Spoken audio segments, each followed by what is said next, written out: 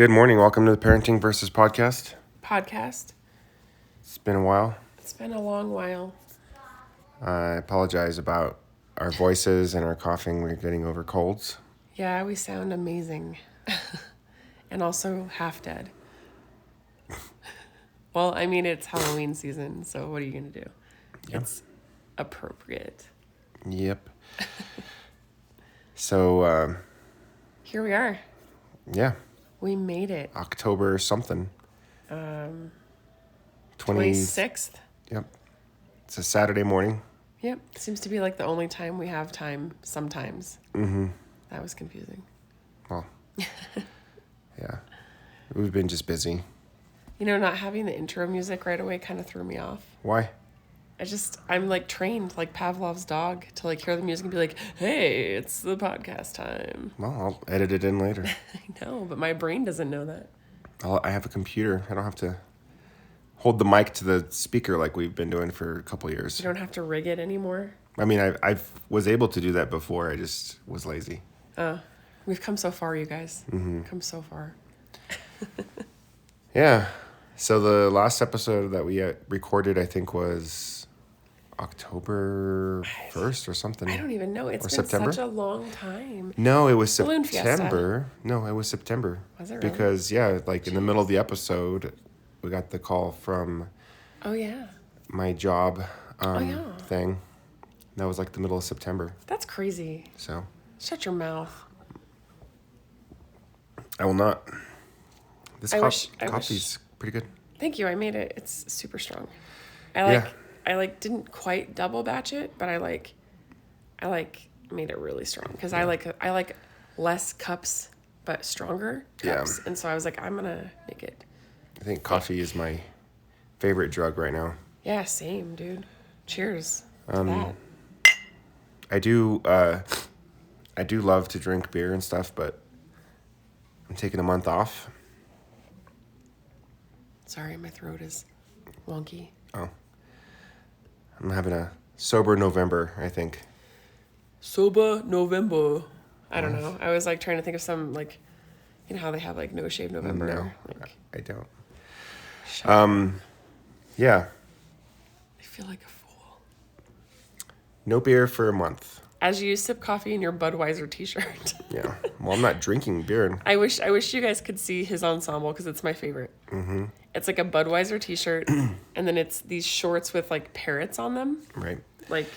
They don't need to know. I want everyone to know. I want to shout it from the rooftops. They don't need to know. You look like Miami's best right now. Mm-hmm. Sorry, Miami. I've never been to Miami. Me either. So if you're a dad, drinking a cold beer is like one of the few pleasures that you can enjoy in life. One of the few. Wow. Yeah, there's not very many. There's not very many for dads out there. Watching your kids grow could be one. That's one.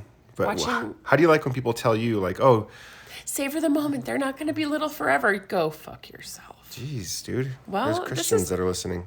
Not anymore. Your parents have podcast apps because they listen to your real podcast. I love you, Mom and Dad, but sometimes I swear. They know that. They just choose to pretend like it doesn't happen and move forward, so it's fine. They'll just live in denial for a little bit. By the way, you have a real podcast. I do have a real one. Not this one. Not this. This is also a real This was more real before the other one. So. Not this shitty little thing here. Watch your mouth. Oh, look, a child. Hello, child.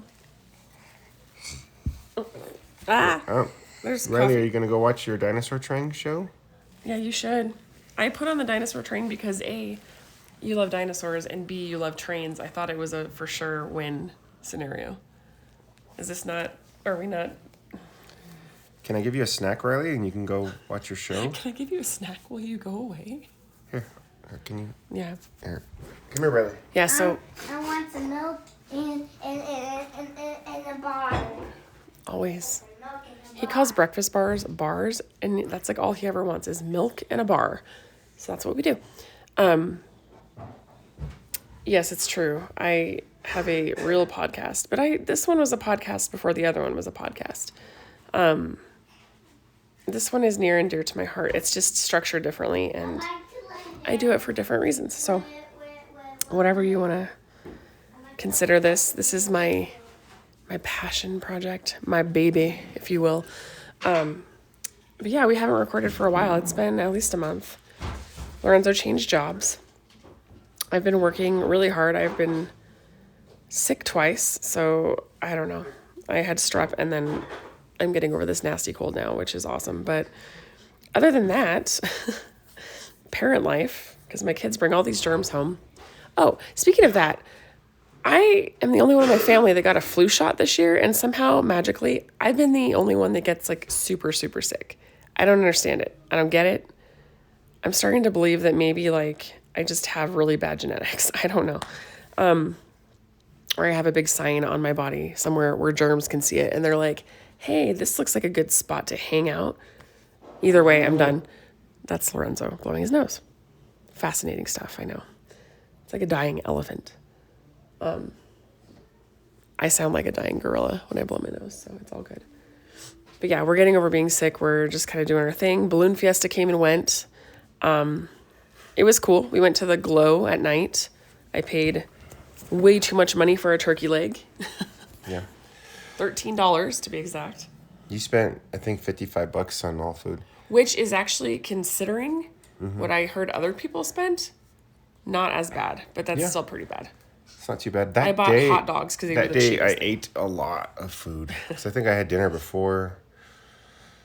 And then after Balloon Fiesta, trying to get out of traffic was ridiculous. Always If you ridiculous. are doing Balloon Fiesta, take the park and ride. We never do for some reason, and I will never understand why. But You can just tell me that. no, like, tell you that? I'm telling people who, like, might not be from here. Do you know why we don't take the park and ride? Because our No. kids are cranky. And sometimes they want to, like, go, and they're just, like, at their wits' end. And it's like, okay, fine, let's go. Park and ride have a dedicated lane, and if you take park and ride, you can just go. Oh, see, I didn't know that. So, yeah, we waited in traffic for probably an hour and a half as there were people. It's like, you know how, like, when you're in traffic, you go every other person? How it should go, yeah. That's not how it works. Like, you weave in, like, you go. But no, this is like... Every man for himself. Balloon Fiesta was nuts. It was crazy. People, like, turn into monsters. I don't know. It's ridiculous. But anyway, yeah, that was fun. Yeah, so Balloon Fiesta's over, and fall officially showed up in New Mexico. It's, like, cold now, which I like. Yeah. It's like -1 degree right now, Celsius. This is the season where every mom I know turns into somewhat of a basic bitch, including myself. It's like, get out your riding boots and your leggings and your big plaid scarves and your hats and, like, oh, do you have your pumpkin spice latte in your hand? Cool. What about your giant ass leather purse? You have that? Good. It's fall. Yeah, I don't know. I get it. I do. I was going to say something smart ass, but I don't really have anything because I get it.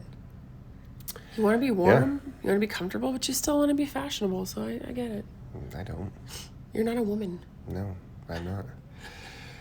We did avoid the pumpkin patches this year, though. Those are, like, another expensive thing that, like, you could easily drop a couple hundred, which is crazy. Oh, cool. Can you go take it to the couch?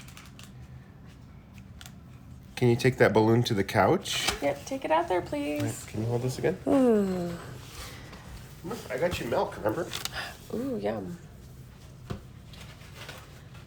Our 3-year-old is obsessed with balloons lately. And she's been testing boundaries and limits and showing off. And it's very interesting because she will literally look at me after I tell her not to do something and give me this look like, yeah, whatever. And then she'll be like, come and stop me. And then she'll do it. And I'm like, are you kidding? Whose child are you? Oh, wait, you're mine. Okay, that makes total sense. Like, everything your parents warned you about definitely happens when you have kids. Like, oh, you're going to get back all that stuff you did to your parents. Your kids are going to do to you. It's totally true. Yeah. Totally true. Especially with their daughter. Mm-hmm. A moment of silence. What? No, I'm just coming back and sitting down. Yeah. So anyways, yeah. What were you talking about? Oh, like children and stuff? Just stuff, kids and stuff. Okay. Children, yes, children. Oh.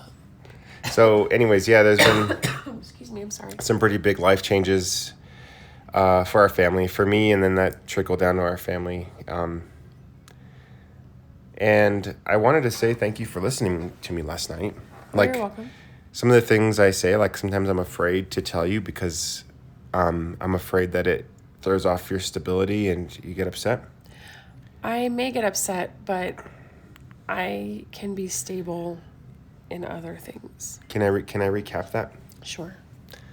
1 second though. Lovely. Sorry, I know. It's okay. I'm sure you heard me blow my nose like 10 minutes We ago. heard it. I said, Yeah. he sounds like a dying elephant. And I was like, Yeah, well, no. I sound like a dying gorilla, so I guess it's kind of even. Mm-hmm. Snotfest 2019. Yeah, that cold virus, it'll get you. It's disgusting. I think that's the only virus that kind of affects me. And I don't ever miss work because of like a sickness. But the beginning of this week, I probably should have. Really? Yeah, I just was not feeling 100%. Yeah. And it wasn't just like my physical body. It was just like the stuff that was happening to my sinuses. Like colds affect your sinuses. And There's it's just a lot of not pressure good. in your head at the beginning of this nasty thing. For me, it wasn't the pressure. It was just the sneezing and the like stuffy nose and The stuff. yuck. Yeah. So Yeah. it was not a good thing. Miraculously, like none of our kids have really had this the way we Riley had did it. a little bit, but it was pretty quick. So, Yeah, I don't know. It's like we're just old and our bodies are like, oh, I'm sorry. Yeah. You're tired. Yep. Take a couple days to really bask in the Yeah. glory of this virus. No thanks. So when you're in your mid-30s, and I think that this is true for a lot of people in their mid-30s, some of your friends, some of my friends, go through this like period of time where there's like some sort of, Shift. I don't know, shift, like Personal. crisis, like crisis of thought, or like, Does this count as midlife or is I mean, maybe crisis of thought, like where you're just thinking about like who you are and what are you doing and all this other stuff. So I have a new job. The last podcast that was like announced, like because it happened like in the middle of the podcast. it happened literally that? So ever since I graduated from UNM, I studied economics at UNM, and even economics wasn't like something that I really chose. Like I originally chose music, and then I chose architecture because like those things sounded neat to me, and like those are things that I would like to do. But then as I started to continue at UNM and like time started running out, and like I realized like I need to get a job probably. And music and architecture didn't really work out. I chose the degree that I had like the most credits for, that would get me my degree the fastest, because like I'd already been there for like a long time. I was like, okay, I got to graduate. So I chose economics, and after graduating, I'm thinking, I'll just get some boring desk job, some like analyst job, or some job dealing with, within my field. Sorry again. And I never got that job, and I was like wanting it. And I didn't get it until this month. Like this is the job that's like within my field. But what I was talking to you about last night was just like, now that I'm here, I'm like, man, do I want this? So I don't know. It's just it's what it is, I guess. But It's interesting because you talk about that, and then yesterday also, I had a really good friend of mine who's in her mid-30s text me, and she said, I have a question for you. I feel like I can ask you this because I need to have some perspective. And I was like, okay. And she was like, what's the difference between happiness and contentment? My person is hey, right when it gets good. Here. Your best friend is Mika. Yes, that's true. You love Mika, huh? Okay. Our friend Gio and John have a little girl named Mika, and Gio has a podcast here in Albuquerque called Brian and Gio Made a Podcast. What up? And Juliet and Mika, her daughter, are really good friends, and Juju talks about her constantly. So Gio, we probably need to make this happen soon, because it's like every day I'm getting the Mika request. The Mika moment of the day, always. So anyway, Gio, hit me up if you hear this. So, So she was asking me, my friend was asking me, sorry, to go happiness and contentment. and she's in her mid-30s, and she called me, and we were talking, and she's like, I realized that I made a lot of decisions in my 20s about my life because I had to at the time. But she's like, now that I've had time to stop and think and slow down, I'm like, did I make decisions like that I should have made? And did I make decisions that I actually wanted to make? Or was I just in a situation? And she's like, I'm starting to wonder if who I am is not those decisions that I made, and I'm actually somebody else, and I'm just now figuring out who that somebody else actually is. And I was like, that's pretty heavy, but I get it, So I feel like there's a lot of people going through that kind of scenario right now. That's how I feel like right now, actually. And I don't know if this will pass, if I'll feel different later, but there were times when I would come home from work when I was teaching, when I would be frustrated. Mm-hmm. Sometimes the kids give you a hard time. Sometimes, like, there's a lot of different different stressors in teaching, for sure. Yeah. I taught at a Title I, which is a low income poverty school, and I taught freshmen, and I taught special education. So a lot of the problems that I faced there were issues with some of the students, and but they, like I was telling you last night, that was also like the best part of my job was the students. So I enjoyed teaching, and I made a decision to leave the school that I was teaching at, and I made a decision to like apply to other jobs. And now that I look back, and like examine my motivation was 100% money. And now that I'm here, I look back and I'm like, man, I don't know if that was the right decision, but I'm here already. The decision has already been made. And that was what I was like wrestling with last night. And I really did appreciate you just listening, because I know a lot of times if I bring that up to you, that's hard to hear from your husband, because you want stability, and you want you don't need like the wishy-washiness of that, so I agree to a point, but I also think that in the last year, I feel like I've come to understand where you're at a little more than I did before. Mm-hmm. I'm starting to realize the only person you have to answer to is yourself. Mm-hmm. And yes, your family, but like at the end of the day, I want to be happy and content with the decisions I made. And I don't know, for me personally, like, and this is tying back to the conversation we had last night, I've changed some things about my life lately, and we talked a little bit about that last night. Mm-hmm. Where I've had to say, like, okay, if money's not a factor, what would I do differently? And I'm not saying like I have all the money in the world, it's not a problem. I'm saying if money wasn't the reason, what would I do? You know what I mean? But money is important too. It is. Hold on. No, I know. No. It is important. But sometimes I think you do the things that make you bloom and make you excited and happy and joyful, and you put your whole heart and spirit into it.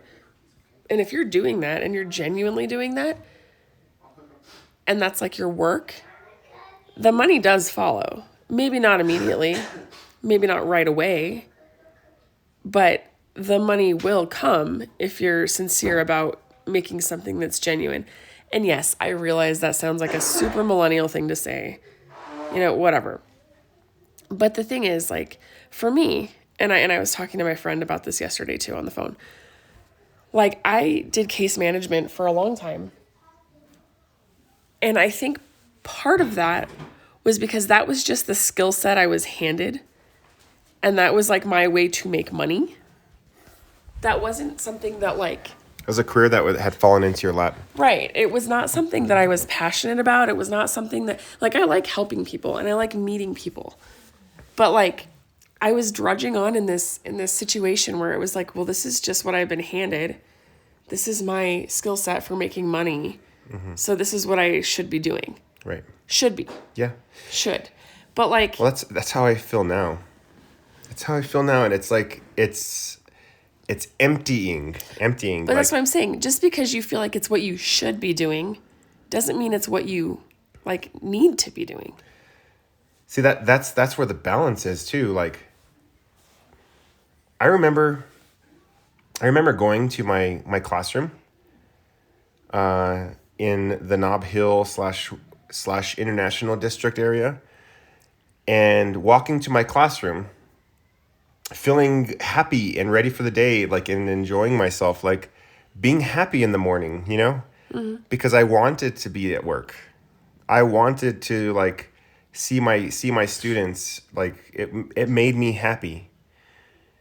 But then there was this like flip side of the coin where I would do our budget and oh crap, I can't pay my credit card bill or something like that, and so there was that, and it was just, I don't know, I hated it. Like, I hated that part. I loved parts, but I hated that part. But anyways, like, that's, yeah. But what I'm saying is like, no, and I understand that. There's always going to be those little things where you're like, oh crap, I'm an adult, I have to take care of this. Mm-hmm. But like, there can be modifications. Like, nobody's going to die. Nobody's going to jail. You know what I mean? Like, you do what you can do.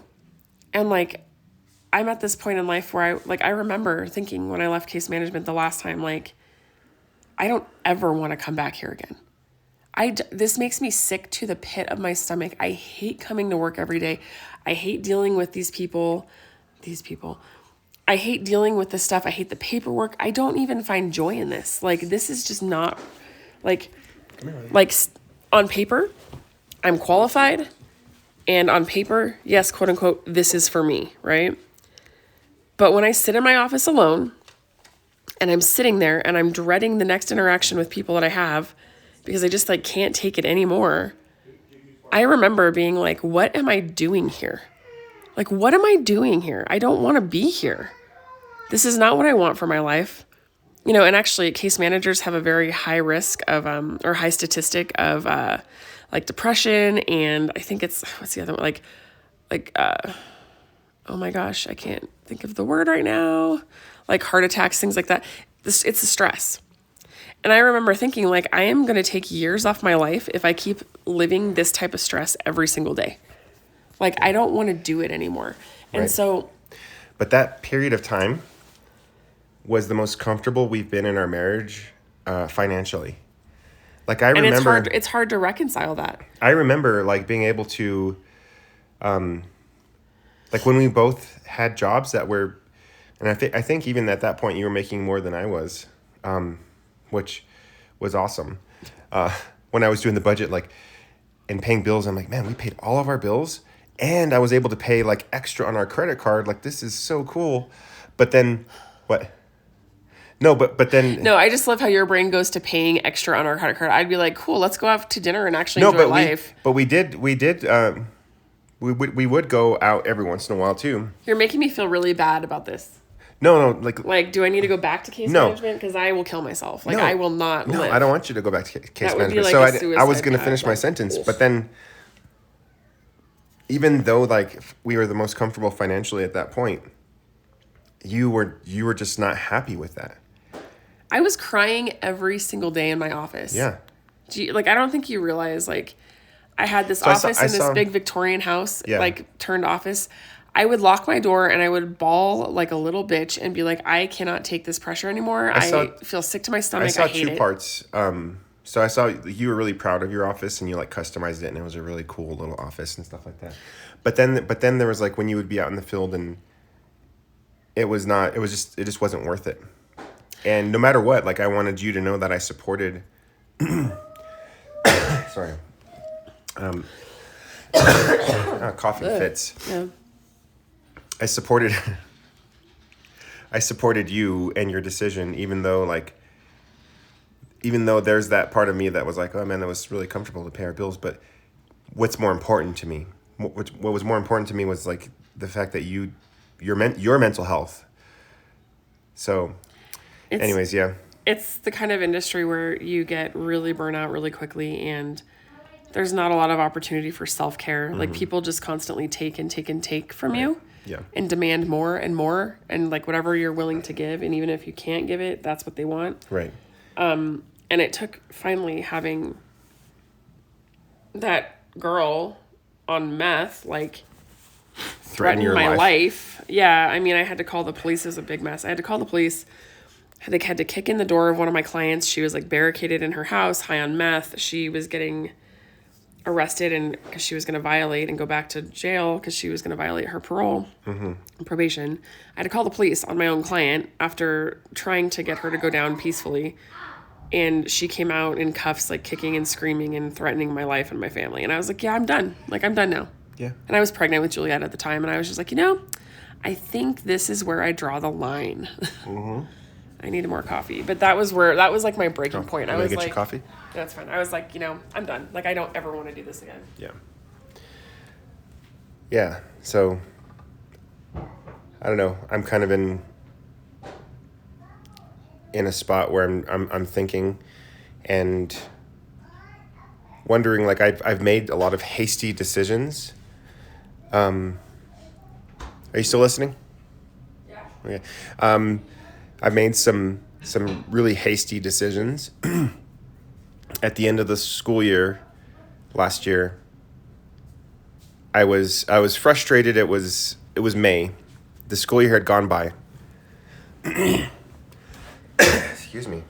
Yeah. It was May.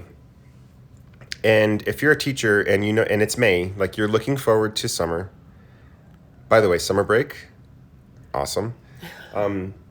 It was May. Like I had gone through the whole year with these students. Some of them, a couple of these students did not let down the entire school year. Like usually, like if you have a couple of students and like they will give you a hard time for like a couple of months, and then they finally let down, and they finally like it's like this, like if you don't, it's if you don't let it be a power struggle, then it won't be a power struggle. Like if you let it be a power struggle, it will be a power struggle. So with these students, I used that tactic, and I didn't let it be a power struggle. I didn't let them think that it was affecting me, and it didn't really, but they didn't let up the entire year, and it was May, and that they knew that summer was coming up, so they started to flare up like their behaviors, and I was like, you know what? Good grief. Juliet the musical. Welcome. Can you hold this? Side note, yesterday. Okay, can I continue? Okay, never mind. Um, I think their show is over. That's what the problem is. Dad, can you build my train? okay, Google, play Ask the Storybots on Netflix on Living Room TV. Sure, ask the Storybots from Netflix. Dad, Play build on my Living Room TV. train. Okay, I will in just 1 Parent minute. gold right there.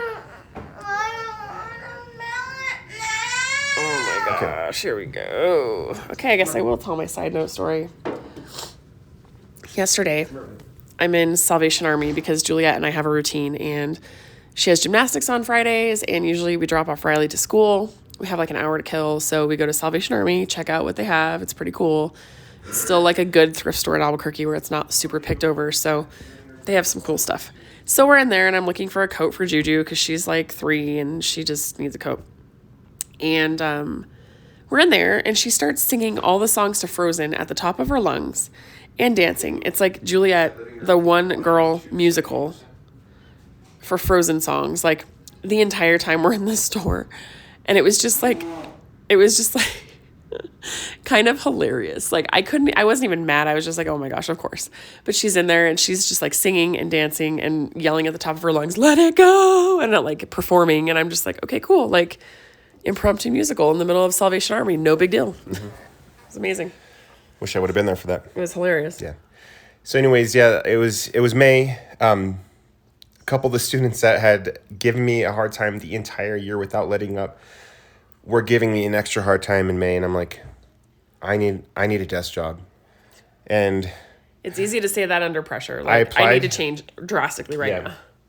I applied for, a ton of desk jobs. I had one job offer in Santa Fe, and I almost took it. I'm glad you didn't. Yeah. In fact, I did accept it, I think. You did. I did accept it. I told my school, I told my principal, I told everybody. Yeah. And then I changed my mind in the middle of it and went back, told my school, no, sorry, I'm not going to go. And then I stayed. But then, Oh my God. over the summer, one of the jobs that I had applied for called back, which is the job I have now, and I interviewed. No. It doesn't matter the timeline anyway. It does matter the timeline. It matters to me. I know it's frustrating to you, but Well, nobody else. Okay. All right. sorry.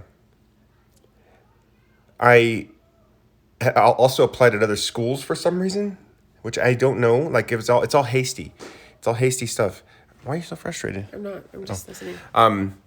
So I applied at another school, got a job offer there. I took it right away, without like thinking about it, and then I got this job, and it's like all happened super fast.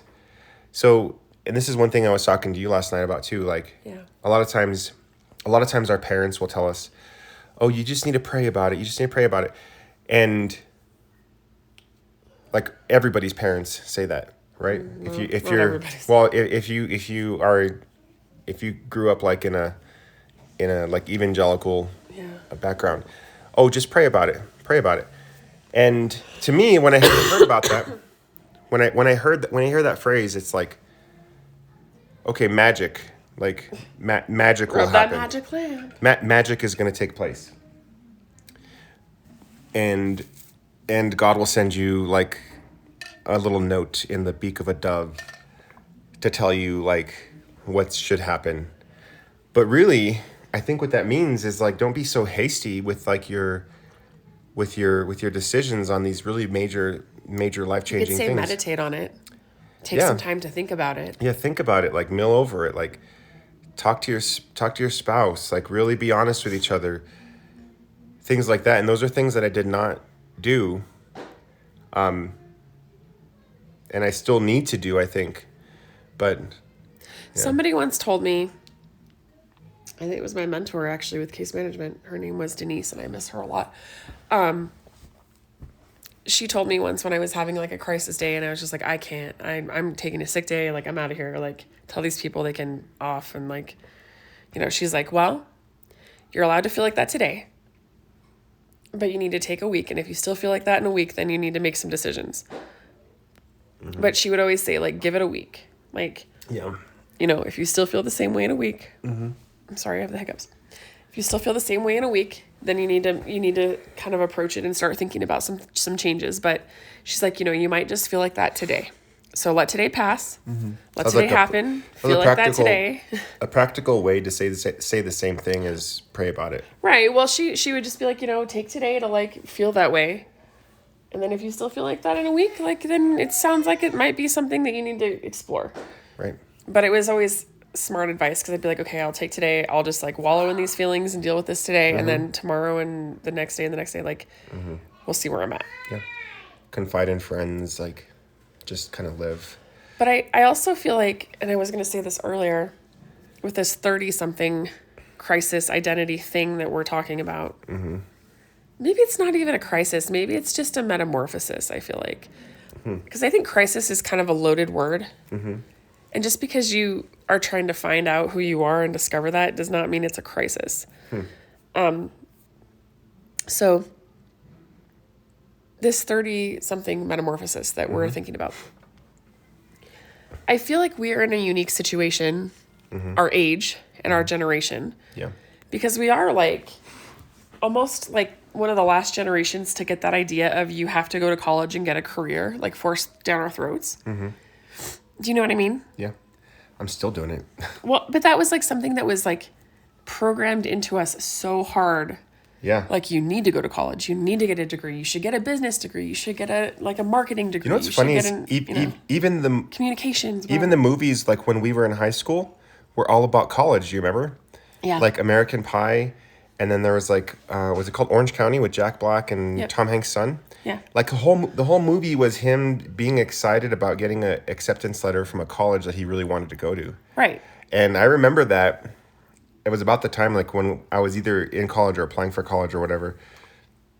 I remember thinking like that movie meant a lot for me because I didn't get accepted to UNM at first because I didn't have a foreign language credit, but going to college was such a huge deal for me. It was a cultural thing that was at the time for us really emphasized and really pushed. And I do remember that. I remember like doing application things for different colleges, going to college fairs and being like, I guess this is just what Yeah. you do. And not even really having a concept Right. at 18 of like college and what I actually wanted and Dude, what that meant and it for was my all life. social too. Like the idea of it was so social too. Like Right. even like if you think about American Pie, like that kind of encapsulates that transition from 90s to 2000s and like our generation. Right. And like the idea of social college, like the whole movie plot was, oh, you have to like have sex before you go to college because if you don't, then that's Because college is this big momentous like turning point. like, and for if you go to college as a virgin, like that, like shame on you or something. Like who Well, knows? I mean, to be fair, and I'm going to say it on a podcast, that was like part of the idea of like, I mean, like I lost my virginity at 18. And it was that idea of like, the movie. well, not the movie, but like it was that whole like, oh, like that cultural thing of like, you don't want to go to college a virgin. Like it was a culturally like pushed idea on us at that time. Yeah, I didn't buy into it, but But I mean, can you understand what I'm saying? yeah, no, I see that like the. It was just kind of like, oh, I'm 18, I'm going to college. I guess this is what the next thing is. Like, I guess this is the next step you got to take. Like, but, and that's the thing is like, even going to Portland State, like, it's a great school. I love Portland State. But I went for purely social reasons. I didn't go because I was like, oh, they have a really good communications program. Yeah. I went because I was going away to college Right. in a giant metro area away from my parents where there was lots of other people my age and it was going to be super fun. Yeah. Yeah. And now, I didn't go for the academic programs, guys. no. But it's interesting because I feel like we are one of those generations where college was so ingrained in us. And it wasn't like, hey, take a year off, go travel, go find yourself. Or like, you know, hey, maybe go into an apprenticeship program or take some time and work and figure out what you want to do. That didn't feel like a choice. If I knew there was an option to like backpack through Europe or something before college, I would have done that. Why do you think like Europeans take a gap year? It's smart. To try to like figure out like what do you want to do with your life? Yeah. Where do they find the money to do that though? When I was 18, the first thing I could think about was just getting out of my parents' house, and that's exactly what I did. I graduated high school, and I think I moved out like that. The summer after I graduated, I was out. Yeah. And I learned really fast what it was like to have a budget. I think that's why I'm so like hardcore now. Like when I was 18, I worked at Subway part-time, and I lived in an apartment over on Tramway in Montgomery. And it was hard to make rent, and I realized really quickly like how hard it was to live on your own, and I had to make huge adjustments. And I think it's helped me, like 'cause I know I have financial like thought. I think it also has been to my detriment. Is that a Yes. thing? Yeah, it is. Because I let financial stuff affect my relationship with you. Like sometimes those financial decisions are more important to me than like, or not even more important. They're just overshadowing like my relationship with you, where it causes tension with me and you.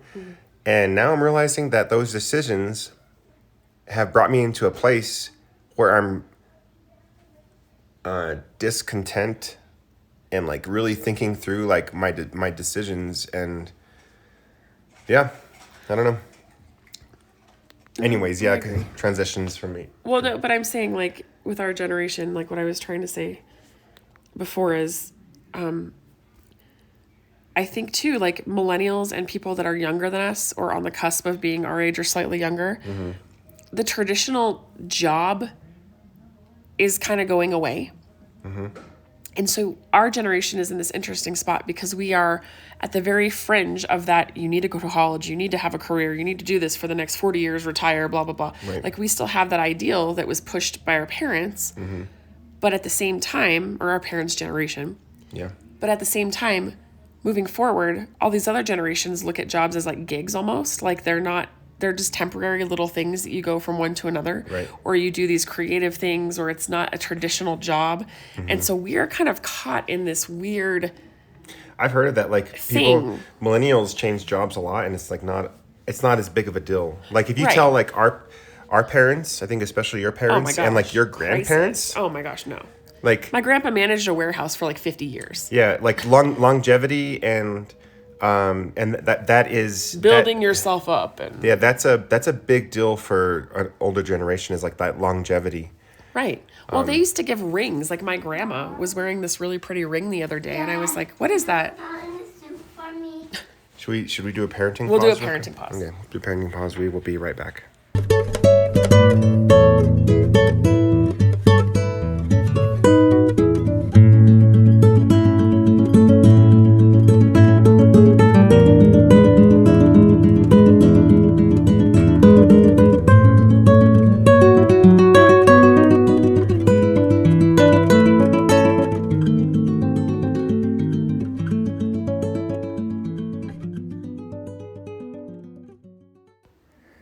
Okay, we're back. We're back. So what I was saying before is, my grandma was wearing this really pretty ring, and I was like, "Oh, that's really beautiful, Grandma. Like, what is that?" And she took it off. And Which I was, grandma? Your mom's mom or your my dad's? Nana. Your nana. Oh, she was wearing a ring. Really pretty ring. And I was like, "Can I see it?" And she took it off, and I was looking at it. And I was like, "What is this?" It looked like a class ring, kind of. She was like, "Oh, that was your Grandpa Art's ring that he got after like 30 years at the same company or something." And I was like, "Oh," and it had a diamond in it. And she's like, usually they made cufflinks for the people after 30 years at the business, and it would be a diamond. But she's like, "But he didn't want anything, so he just said, put it in a ring for my wife." And so he had it made for me. And I was like, that's so crazy to me. Like when people stayed at a company that long, their company would buy them like diamonds and be like, "Thanks, here you go." Yeah. And she was wearing it. And I was like, that's really cool. But like, that is not something you see today. No. Like not at all. Yeah. Yeah, that's so that shows how like important like longevity was to people. Like Right. they would throw parties like for anniversaries and things like that. Right. Now you get. I was at my work right now. And That ring was as old as me. It was dated 1983 on the really? band. And I was like, well, Yeah. okay. Yeah. Now you get little plaques and stuff like that. So yeah, like, and one of the things too, like as far as careers go, that I've always kind of like wondered what it was like, was traveling. Like there's a lot of people who are professionals who will have to travel different places Right. for work.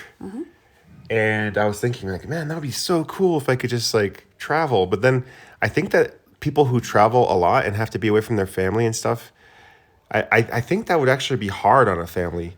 But, totally. But for me, I'm thinking like, oh, that'd be so cool, like to get on a plane and I mean, I feel like I would love it. Do you remember when I was like, I think I want to be a flight attendant? And you were like, how are you going to do that with 2 kids? And I was like, yeah, that's a really good 3 point. kids at the time, I think. I don't think that was 2. that far.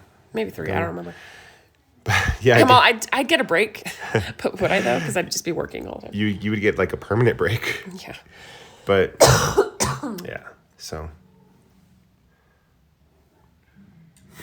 Here comes the spaceman. I don't Don't move. Maybe they won't see us. yeah, so anyways, I don't know, like I just feel like generationally we are on this like we're in this weird like Yeah. vacuum, like our generation specifically. And it's like we need to shake these preconceived ideas that our parents' generation has given to us. Yeah. We need to embrace the future, but we need to figure out what does that look like for me and how can I make it work? and we've come to a point where we can see like we're in the thick of our adultness, Oh my gosh. right? That's like the there's- most unsexy thing I've ever heard. well, there's like I'm in the there's no, thick of my adultness right there's now. Gross. well, now that you made it nasty, No, it's just like not sexy at all. Like, you know how you're like, oh, you're young, you're like, live free, young and 20. No, we're still. Like, I think we're still young. you just but- said we're in the thick of our adultness. Well, like we are now. Like it's official. There's no more like going back. We are adults. We are like in your 20s and 30s. Even like that's you make all your mistakes and you gain the experience and you. I don't know. You figure things out. right. But now it's time to like. I don't know. It's time. Well, it's time, and that's okay. But that's what we were talking about. Like, I feel like, yes, everybody in their 30s, regardless of generation, is a little more financially stable. Like, whatever that may look like in your 30s, you are slightly more financially stable than you were in your 20s, right? Yeah, 20s were not a good decade. Right. You are slightly more mature, we hope. You have other responsibilities like kids and a mortgage or rent or whatever. You know, you're doing these adult things. You have a career. You have an idea of like sort of what your skills are, right? But I think at this age too, it's like the age of reckoning. Like you're kind of like putting all those things behind you that you're like, I need to grow up a little bit. Like last night we were talking about that, and I was telling you about how. And it's weird because I'm turning 36 on Thanksgiving. I did not think that me turning 36 would like trigger something. But I all of a sudden feel this like incredibly huge need to like build my life the way that I need it to be. And like I feel very driven to like do that all of a sudden. You would think it would have happened at 30 or 35 even because that's like more of a milestone year. But for whatever reason, 36 is the year. And I'm at this point where I'm like, I don't want to do stupid things. I don't want to care about stupid things. I want to start investing in my body, not like in a vain way, but like in a healthy way. Yeah. I feel like exercise and like working out. And like stuff all like of a sudden I'm like, yeah, it's time to grow up. Like it's time. Like I'm ready to grow. I think I would be able to accumulate all of the money that we spend on alcohol alone, and it would probably be a pretty big number. And I think that if you could put that money towards something where you can like, but it takes a lot of willpower and it takes a lot of discipline. But and that's why hard. I was looking at like that family like gym membership I was telling you about, because I'm like, yeah, it seems expensive, but if you put it into perspective with like what we spend on like eating out or going to breweries, it's really not Yeah. like at all. I think it would be really fun to use some time off and like get in the trailer and just drive up the Pacific Coast Highway all the way up to like the Canadian border and then around back to Albuquerque. I think that would be amazing. That would be amazing. I took the trailer out this last weekend and it was actually really fun. And it wasn't as hard as I thought it would be to get everything working. So I still haven't taken my trailer out. I would like to go the two of us and just but yeah. do that.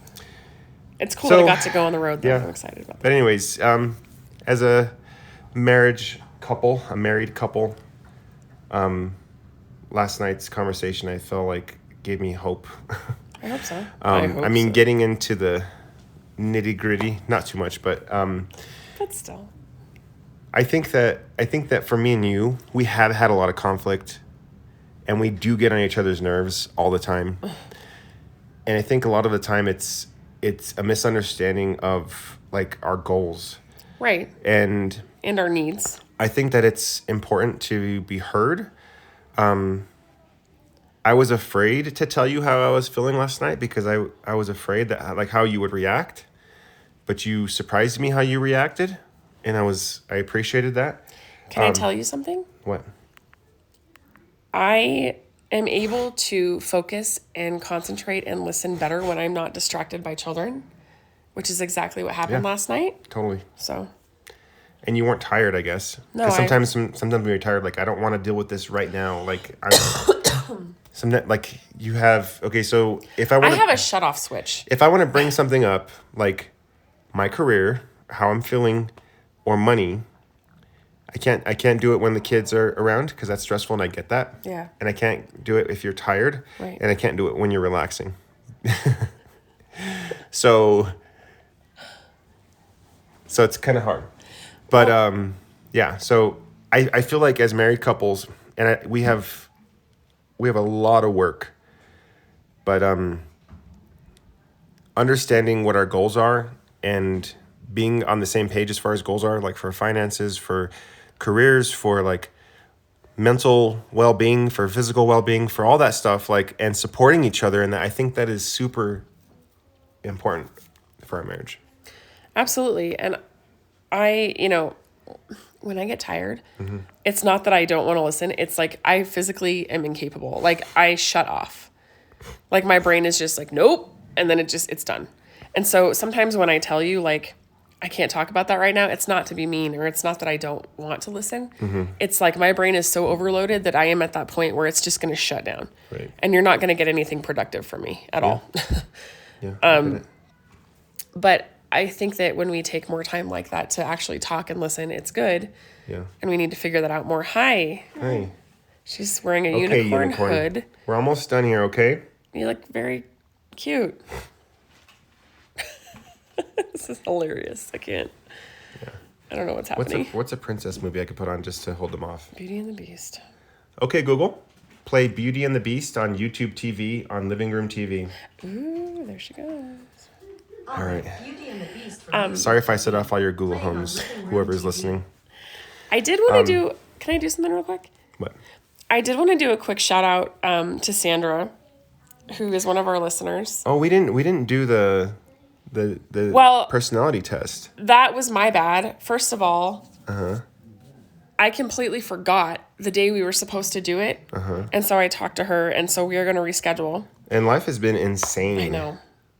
But I did want to tell you that you need to take your portion of that. You have not done it yet. I got the email. Okay. Yes, you need to do yours. Maybe I can do that today. You should do that today. I have homework. I'm 36 and I have homework, so I have to do that. But no, you should take your portion of it because we can't do the analysis without your half. My homework, by the way, I didn't want to be sarcastic like I'm talking about the test. I don't mind taking the test, but I have homework like for my school. Yeah, I know. No, anyways, it kind of sounded like, oh, I have homework, like you're giving me homework. No. But no, I have real homework and I have a test. I know. All right, anyways, go. So no, I wanted to say, Sandra, I hope you're feeling better. I hope you're recovering well. I know that you had surgery this week, and I hope you're feeling better. But I also wanted to shout out. So Sandra does this thing. It's MBTI practitioner. She's an MBTI practitioner. What that means is she uses different personality typing to help families and help people's dynamics and help their relationships and things like that. So Lorenzo and I are doing it, and I can never say it the right way, MBTI. It's the Myers-Briggs personality test. So ISFJ, ISTJ, ENFP, those types of personality tests, or personality types. She does those. She analyzes what yours is, maybe what your spouse's is, or your partner's, or your children. And she compares and kind of teaches you ways to communicate better based on your personality types, based on the way you perceive information, based on the way you process things. So Lorenzo and I are in the process of doing this, although we've been total slackers. Our life is busy, but we are in the process of doing this with her so that hopefully we can communicate better. But if you guys would like to check this out, I encourage you to do so. You can find it at familypersonalities.com. She's willing to work with you. She can get it all set up. I'm really excited because I think that, like we've been talking about wanting to communicate better, I think this is just another facet of that. And so I'm excited. It gives you insight to your personality. I think that is so important. And we were talking, you weren't there, but with our church group or whatever, we were talking about communication and our marriages and stuff like that. Yeah. And it was actually, what were we talking about? Oh man, I can't remember. But anyways, one thing that was coming to my mind is a lot of times we don't realize this, but everybody's realities are so different. Right. And for us, we are in our reality. So automatically our brains are like, well, I'm in my reality. So you're in my reality. But that's not true. Everybody has their independent realities, and they're all different. We all experience conversations differently. We all experience events differently. We're experiencing life differently through our brains and through our eyes, and it's so hard to reconcile that with like the people around you, especially the people you're around with the most, your kids, your spouse. And I think that a personality test kind of gives you a little window into like who that person is and like what their reality is. Right. Like I have no idea how you feel sometimes because I'm not you. Right. But then sometimes like Or I'll how think back I process information versus Yeah. how you process it, which is Right. obviously very different. and like getting to know like your spouse's personality, I think is important. Like, and I know even like the love languages thing, like I know like what matters to me is different than what matters to you. Right. And I don't know. It's just, I don't So know. I wanted to say this because this is super interesting. On her Instagram, which is Family Personalities, it's at Family Personalities, all one word. I'm looking, and so I'm an ENFP. That is my Myers-Briggs personality type, or so I've been told several times. I've taken the test a few, and I keep getting the same thing. So, I need to do it too.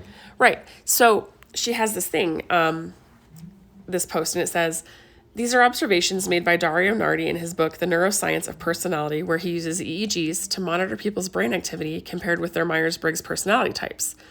The patterns he observed are fascinating and show us the validity of the Myers-Briggs cognitive functions that many of us relate to so strongly. So for mine, this is really interesting. They analyzed the brain of somebody who's an ENFP, and this is how they process information, right? So it says, ENFPs show a high use of trans-contextual thinking, meaning they are using many different parts of their brain, regardless of the input they receive, and regardless if each respective region is normally associated with the processing of that particular input. It provides ENFPs with the ability to think highly creatively and out of the box, but also uses a lot of energy, leading to creative burnout. So when I tell you, like, I have an off switch, this is totally what I'm talking about. Yeah. There is a point where my brain is on burnout and I cannot think anymore because my energy is done. No, I get it. You know? And it's just really interesting. And it says ENFPs show a high use of the area of the brain that allows us to mimic others' behavior and infer details according to the context.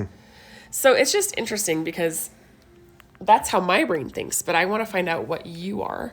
Yeah. I would love to see like what parts of the brain you use Yeah. when you Well, process information. is that what the test is? That's in my email inbox right now? Yeah, Okay, it's to so- figure out what your personality type is. Hopefully we'll find out soon. We will find out soon. Well, you can take the test. That's on you. Yeah. Yeah. I will do that probably today. Okay, good. I don't know. Was there anything else you wanted to bring up? No, I mean, I kind of want to know what you're listening to, what you're watching. I'm not watching anything. But I am listening to things. I don't watch TV really. Well, I take that back. I watch YouTube stuff. I started watching that Paul Rudd show, Living What? with Yourself. Did you watch the Hot Ones interview? The YouTube? Not yet. I'm saving it. I'm saving it for when I'm at work today and I can watch it uninterrupted. They've already started making memes on it too. Like there's this one thing. He's pretty hilarious. No, so I watch as far as like I watch mostly YouTube these days because when I get home I'm too tired to stay up. Most of the YouTube I watch are tech reviews on stuff, and then I watch some Hot Ones episodes, which is really cool. And like tech and science stuff, that's what I usually watch. As far as what I'm listening to, I started listening to the Jesus is King thing from Kanye, and it was really weird. And then I'm starting to get like news from what he's doing. Like he, I guess Mark Driscoll was praising Oh my God. Kanye What the hell? and how his stuff is very scriptural, and I'm like, okay. Says Mark Driscoll? Okay. And I guess okay, so don't like take things that I say with a grain of salt. They may be true, they may not be. Like fact check me. They might be memes. We're not sure. I don't know if what I'm saying is true or not, but I just saw it on the internet somewhere. Lorenzo's like the internet. I am like the internet. Like I heard something, so don't take this as truth. It might If be it comes not. out of his mouth, it's like Twitter. But this does sound stranger than fiction. But Kanye. When I heard Kanye was making a gospel album, I was like, that's a joke. Who's messing with me right now? I guess Kanye called Jerry Falwell Jr. Lord. the president of Liberty University, the ultra liberal college, Liberal or or conservative? conservative, ultra conservative college, which their football team beat the Lobos, by the way, which sucks. That's sad. That's like a new low for us. Yeah. They beat us last year too. Oh. And last year I was at the game, and I had some beers in me, and I was with John, and I was in the middle of the stands, and I said the Lobos like got a first down or scored or something, and I was like, F Trump, like loud. And then John looked at me, he's like, whoa. Yes, Juju. I won't get my dress down and Anyways, I'm not usually a political person, love but it, okay. yeah, beer makes you do dumb things. So She anyways, wants her princess dress. okay, I'll get you Princess Trust. We're just finishing up what we're listening to, dear. Ah, Foles so has a new album. yes, so Foles has a new album, which okay, I'll get a Princess Dress. You tell everybody what you're listening to. Come here, Well, Foles has a new album. It is good. It is amazing. It's called Everything Not Saved Will Be Lost. Very good stuff. I've been watching Living with Yourself. It's a new Paul Rudd show. It is, Paul Rudd's a good actor anyway, but this just is like more proof. Also proof that he does not age. The man does not get old. Like, he doesn't age. He's just like forever, like Clueless style Paul Rudd. I don't know. But yeah. So this show with him, it's on Netflix. It's like, I'm stumbling over my words. I'm sorry. I feel like I'm about ready to sneeze. It's really good. It just shows his acting abilities in a different context. I don't want to give too much away because it's really interesting. You should watch it for yourself. The episodes are about 30 minutes, so it's not completely like painful to trudge through. Really interesting, really cool. I really liked it. I'm still kind of in the process of watching it, but I'm like hooked already. I've been listening to a band called Hembry. That's the show where he's like there's like two of him, right? Yes, you should watch it. I saw the preview, like they plugged it in that Hot Ones episode. Yeah, when I was sick, I basically binge watched like the first 5 episodes because I couldn't go anywhere. I was just in bed, like I can't move. So I've been listening to a band called Hembry, which is a really, really good band, and then another band called Mating Ritual. Also a really good band.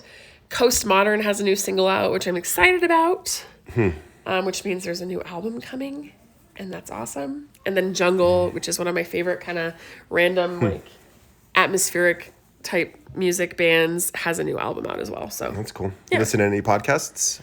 so many.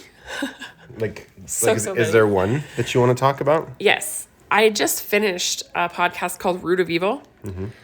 It is probably the most interesting podcast I've listened to all year. It goes from true crime to like family dysfunction to family history. It's fascinating. I can't even I can't even explain it. You have to listen to it. It is definitely not for people who are faint of heart. It is graphic. It's in context. Basically, this family, it's a true story. It's like a family documentary, but they basically realized that their grandfather was the person that killed the Black Dahlia. And if you know anything about that case, They realize that, or they? no, like they know it. No, like it's like a fact. It's like it's true, but there's a lot of reasons why it hasn't been out publicly, having to do with the LAPD and a lot of different things. The case is like 70 years old. I know. And it gets really interesting because they go through the family's back history as to why they know this. And there's a lot of stuff in there. It's so interesting. It's called Root of Evil. If you're into that stuff, listen to it. A lot of family dysfunction. There's some incest stuff in there that's really heavy that is hard to listen to. Interesting. Cool. But yeah, it's really good. Right. And then we cough.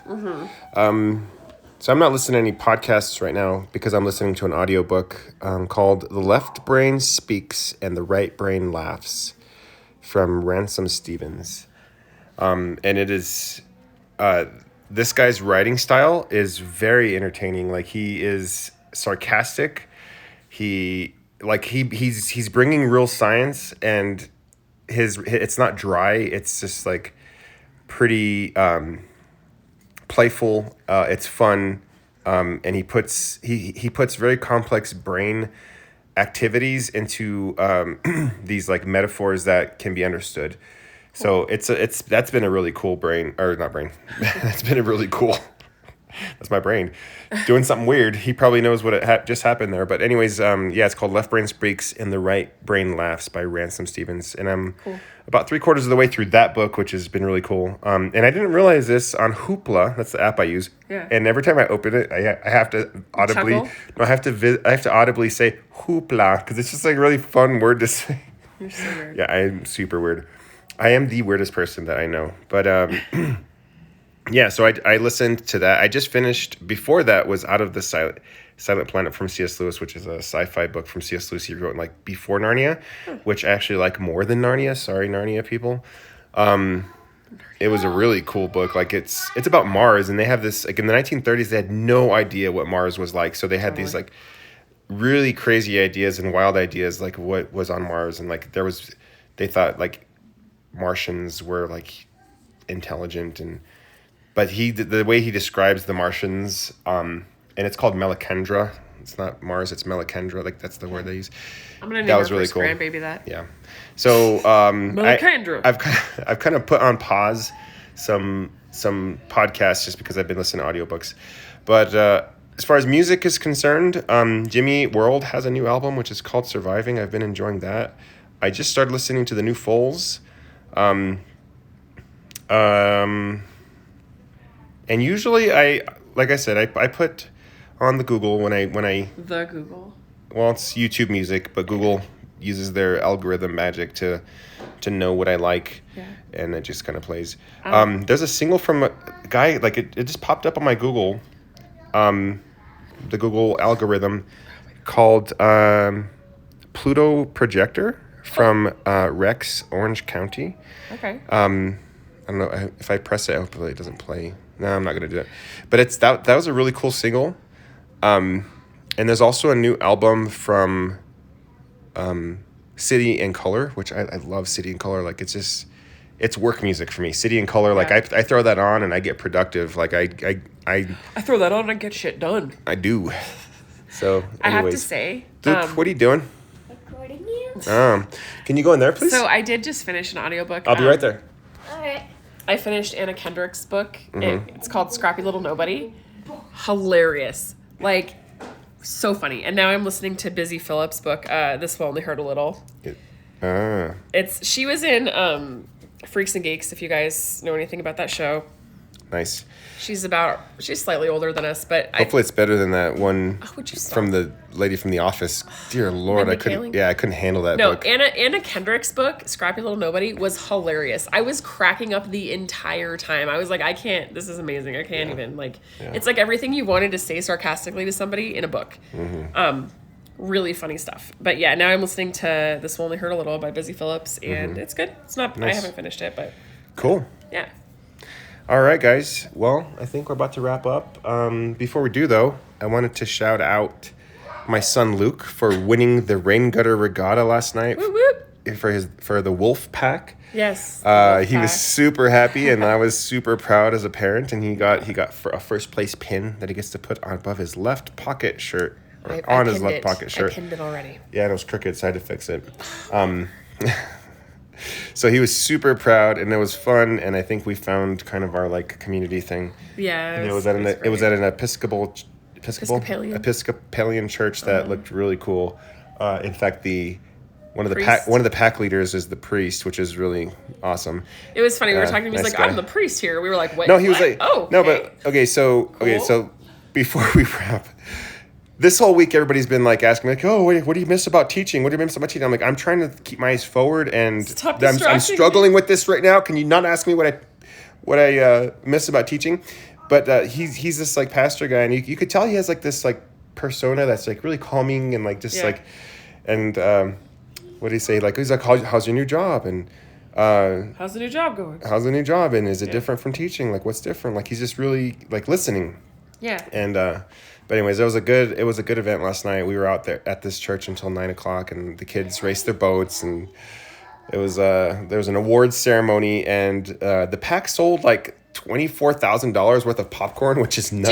Dude, that popcorn it's just popcorn, man. Like, it better be like made of gold. I don't know. No, It's like but the whole crazy. point is that like Fundraising. people know, like, when they buy the popcorn, it's popcorn. Right. Well, But like we were out in front of Cabela's selling popcorn, and like there was a certain bag of the popcorn that was $25, and this guy came up and he like asked the kids, he's like, hey, which one is your favorite popcorn? And the kid's like, well, I like the what did he say? Like, it was the caramel popcorn. Yeah. He's like, okay, cool, I'll take that one.